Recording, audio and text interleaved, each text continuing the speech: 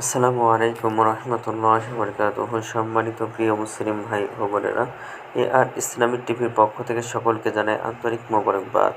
আশা করি সকলে ভালো আছেন। আমি আলহামদুলিল্লাহ আল্লাহর রহমতে ভালো আছি।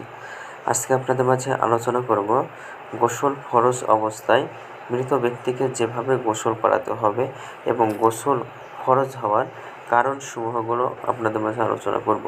তো অনেকেই মনে করেন কেউ গোসল ফরজ থাকা অবস্থায় মারা গেলে তাকে গোসল করানোর কোনো আলাদা নিয়ম আছে, তাকে দুবার গোসল করাতে হবে ইত্যাদি।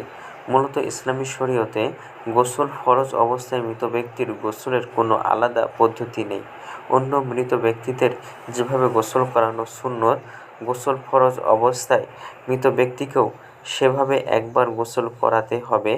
আতা রহমতুল্লাহ আলাই বলেন, ইদা মাতাল জুনুবু ওয়াল হাইদু ইসনাউ বিহিমা মা ইউসনাউ বিগয়রিহিমা।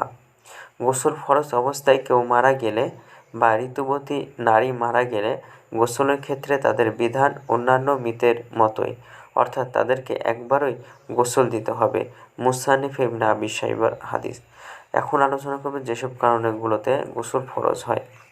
তো 1 নম্বর হলো পুরুষ অথবা নারী ঘুমন্ত বা জাগ্রত অবস্থায় যে কোনো কারণে বীর্যপাত হলে গোসল ফরজ হয়।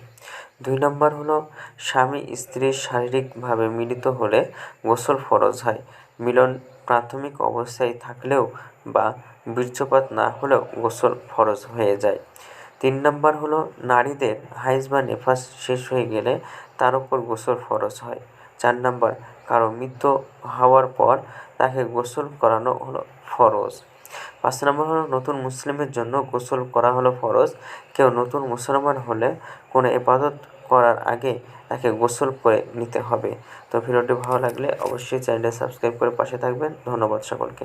আসসালামু আলাইকুম ওয়া রাহমাতুল্লাহি ওয়া বারাকাতুহু।